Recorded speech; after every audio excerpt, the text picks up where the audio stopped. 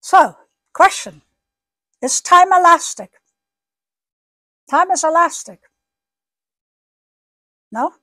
Yes. How many times have you said to yourself, I don't have time?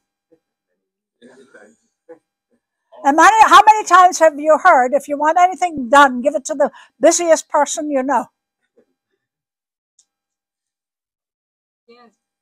Makes sense. Okay, where's scary? Open the rush. Okay. What is the reality? Has that busy person stretched time? How come they can do things? How come they have more time to do things? Because they allocate the time. Yeah. Perfectly. Okay. Our mind has really bad habits. It has good habits too. But it has habits. If we love something, we will always have time for it. Always. Whatever you love, you have time for. What you don't like, all of a sudden you have no time. All of a sudden, no time.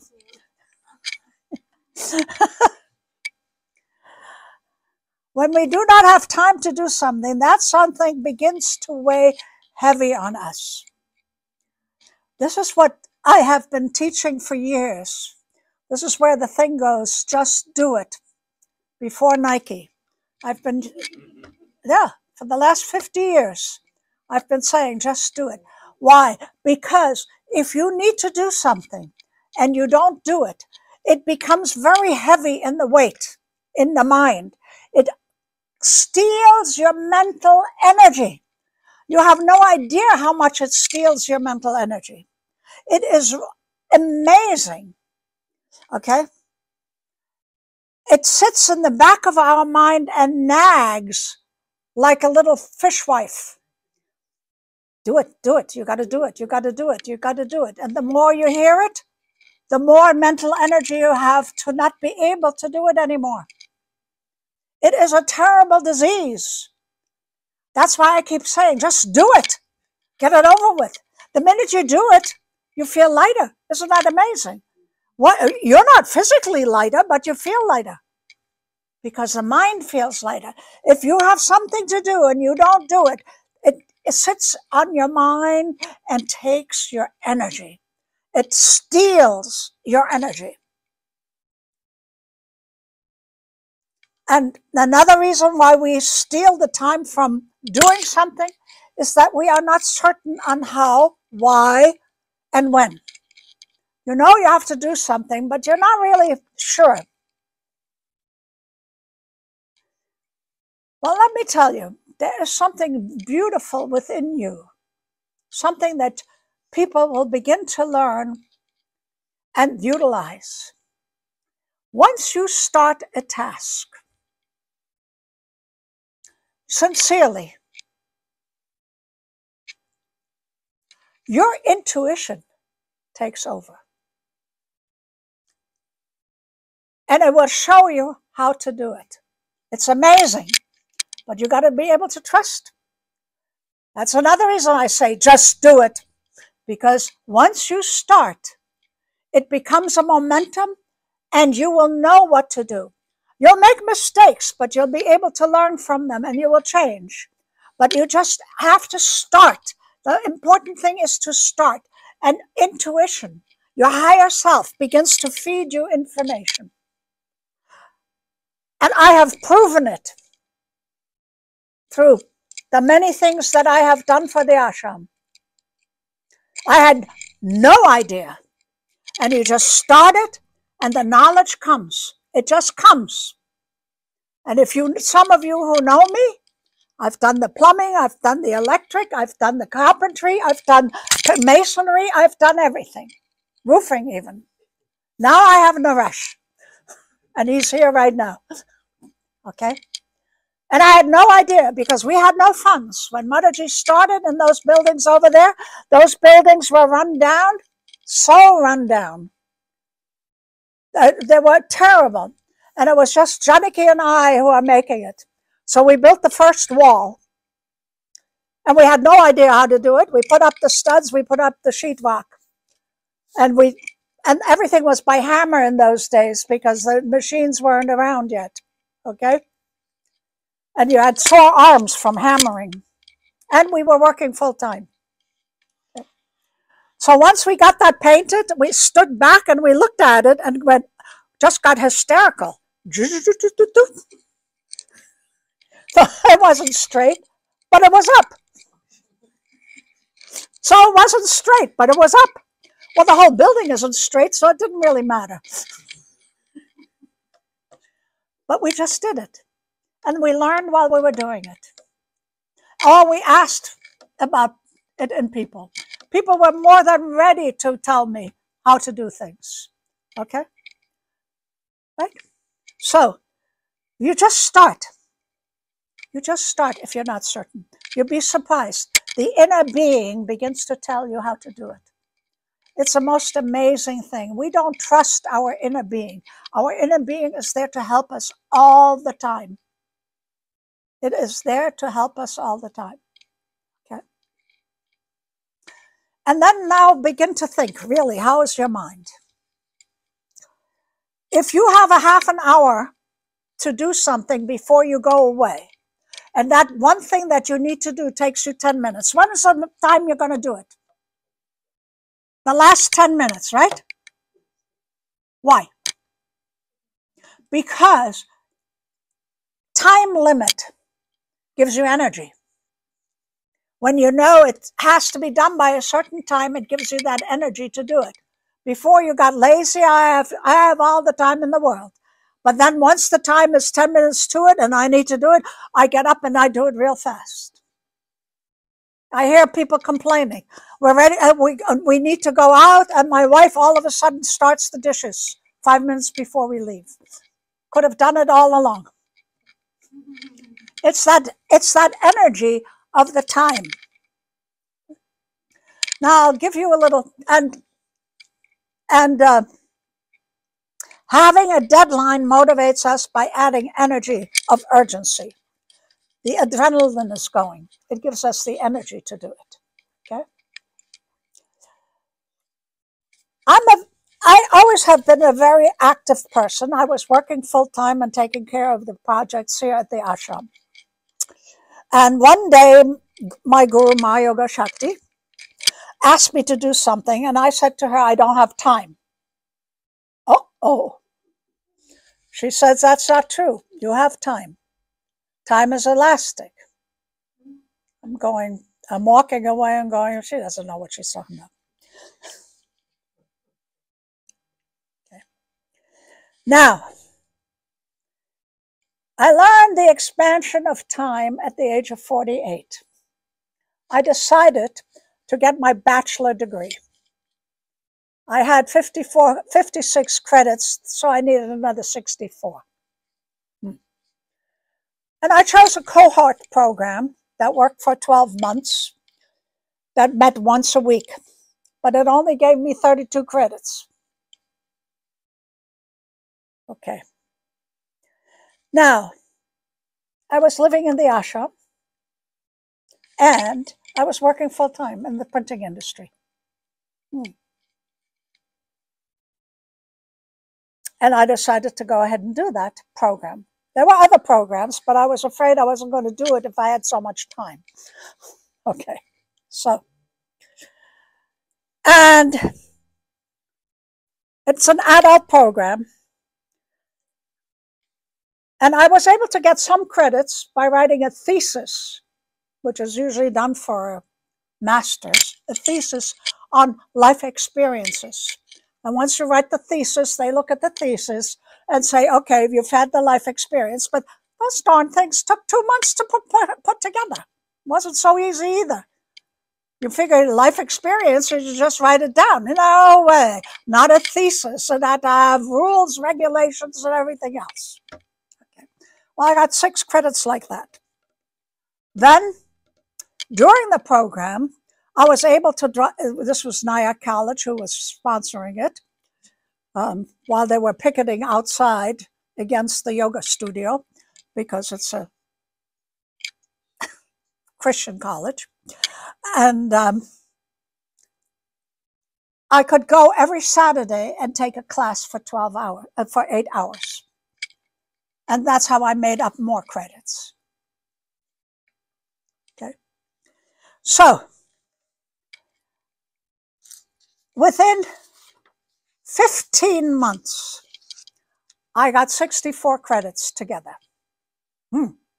Pretty impressive. Working full time, but that wasn't the only problem. I had to have surgery on my clavicle. I'm right-handed. My arm was in a sling for 2 months. I had to take Karuna with me to class to take notes. And I had to buy another car because I did not have power steering. Because I now needed to steer with my left arm. Okay. So I took her to class. I took her up for 8 hours too, because I had to continue that too. And she was a good friend of mine and was able to do that. Okay. But I also, when you have surgery like this, you have to go to physical therapy. That's 3 hours out of a work day, or 4 hours. Well, when do you have to make that up? Because work requires your 40 hours minimum. So that was in the evenings. Okay. Now, when I finished it, of course, I was totally exhausted, worn out. I go, how the hell did I do that? And I'm still looking at it. How did I do that? That's because once you have a time limit, you can do it. But the time limit has to have an end. A lot of people are under that kind of tension all the time, which is not good. They'll get sick. If you're under that kind of tension all the time, your body will give out. But if you know that within a certain amount of time it will be done, you will have the energy beyond your capability, beyond what you can even imagine. Because I could never imagine this, even though it was my goal. And I'm not the youngest now to study and work and have the surgery and all of that. Yeah. Okay. So it was a real test. Now I have to say, okay, Ma, you're right. Okay, I believe you. Okay. So it's important for us to have a goal. We usually live day to day and we have no specific goal. It's just the same thing over and over and over. No, you must find something, and it usually has to be something creative. You must find a creativity in your life. This is very, very important, to be creative in life. Okay. Very important. And that should be your goal, to try to find creativity. And if you can't find it, you know that even cleaning can be creative, cooking can be creative.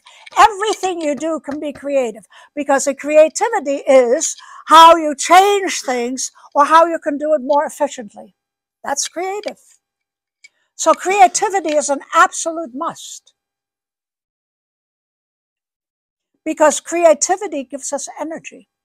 If you're just hanging around doing the same thing over and not having any goal or being creative or having something to do creatively, you will not get anything done. Okay.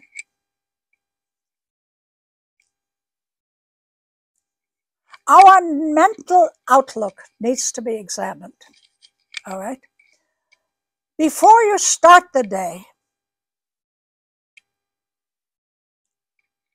see, what is your mental outlook?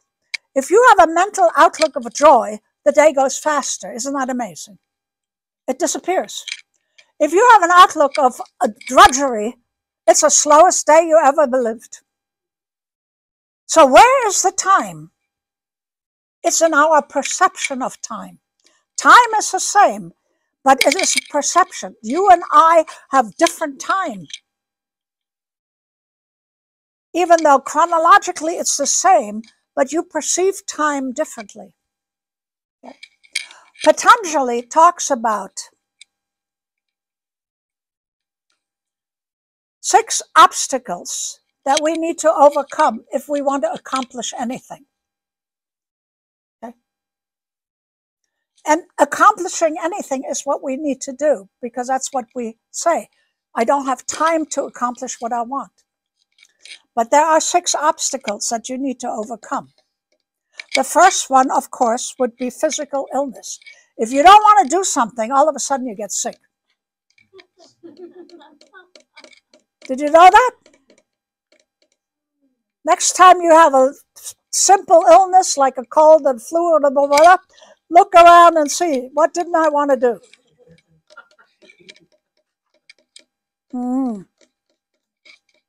Not major, little. Then we have doubtfulness.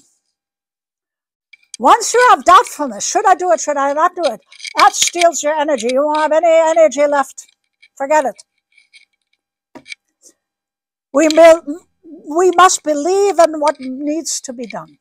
We must believe it. You have to believe it. If you go, I don't know if I should do it, or you won't have any energy to do it. Believe that it must be done. And even if you do something that you didn't need to do, good for you. What did you do? You learned something. You used your energy. It's not that bad. So you don't have to be doubtful. Yeah, maybe it isn't my job. Well, if you do it, and somebody will be happy that they don't have to do it. Okay. Pramad. I'm using the Sanskrit word because it's a certain kind of ego. And it has a specific name. Okay? If all opportunities are provided, you know it's good for you. You want to do it, like yoga every morning, but you don't. It's called pramad. You have the opportunity. You have the time, even though you say you don't have time, but you have the time. You have the time. You know it's good for you. You know how to do it, but you don't.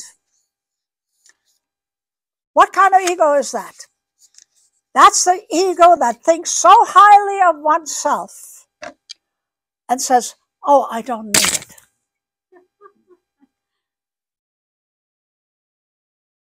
So anytime you have planned to do something and you don't do it, and you know you have time for it, if you really examine, you always have time for things. Like eating properly, like exercising, like all of these things, type of things that you want to do, that you think you want to do. Why don't you do it? You know it's good for you. Pramad. Say the word pramad. Yeah. It's your ego saying, I'm too good. I don't need anything. Well, that's not true. That's just your ego. Because your ego does not want you to be effective. Your ego does not want you to be. Okay? So, in time management, where did that...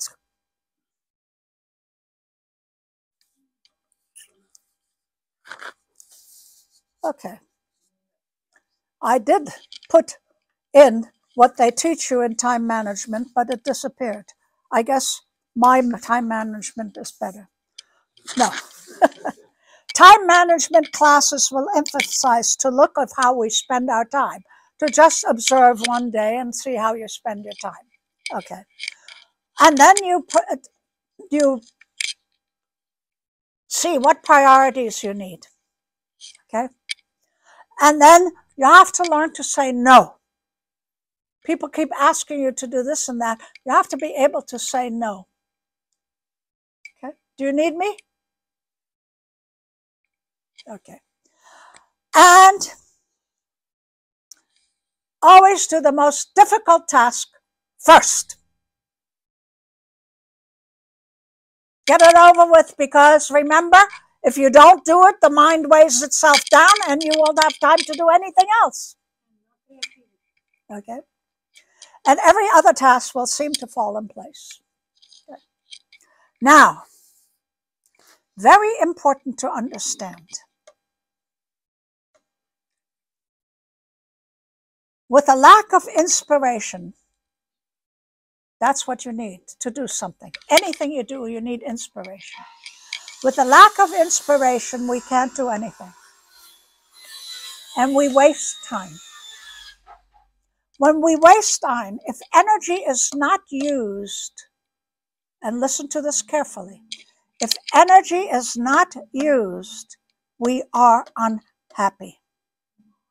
Energy has to be used to be happy.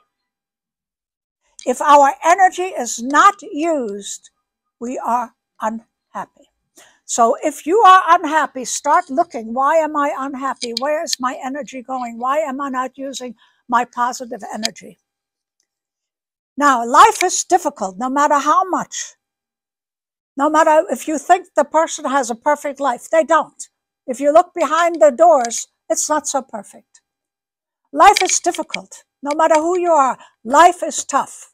It depends upon how you look at life, though. And the life can make us happy, or life can make us miserable. It's up to you how you look at it. I remember working in the hospital, and I would have these people that had the minor surgery complaining, and these people who have major issues. Every time I walk in, they smiled, they were happy. It's how you look at things. That is what determines what is difficult for you and what is not difficult for you. Everything we experience in life is an opportunity for us to learn from and to grow from. Now, the more difficult it is, the more the tests are, the more you learn, the more you grow. And if you look at life that way, that it is here, all obstacles we can handle. We are never given, and you've heard this expression, you're never given more than what you can handle. The Lord never gives you more than what you can handle. And if you don't handle it, it's because you need to learn to handle. And the more you need to learn to handle, the more obstacles you're given. The more you handle them, the less obstacles you're given. Isn't that something? Until you learn your lesson, you're going to get the same junk over and over. And once you learn it, it's gone. Same thing with karma. Once you're done and learn from it, goodbye. Okay? Know this. It's so important to understand. Okay? So, if our energy is not used, one is unhappy. Know that. If your mental energy is not used, you will be unhappy. There has to be a goal. There has to be a purpose for your life. And if you don't have a goal, and if you don't have a purpose, then start looking around and start being creative. Creativity is a goal, and it is a purpose. And when you have creativity, if you're learning about the 5 mental bodies, you come into Vijnanamaya Kosh. Vigyan, superlative knowledge. It comes from your intuition. Creativity comes from your intuition. To be creative comes from the intuition. And you can be creative in any aspect of your life. All aspects of your life can be creative. Even the most mundane things that you need to do, you can be creative. Okay? So, set your goals. By setting our goals, by being happy, we can change time. And you know darn good and well, if you enjoy life, time flies. Haven't you heard that? When you're full of joy, time flies. Okay? So with that, I will close.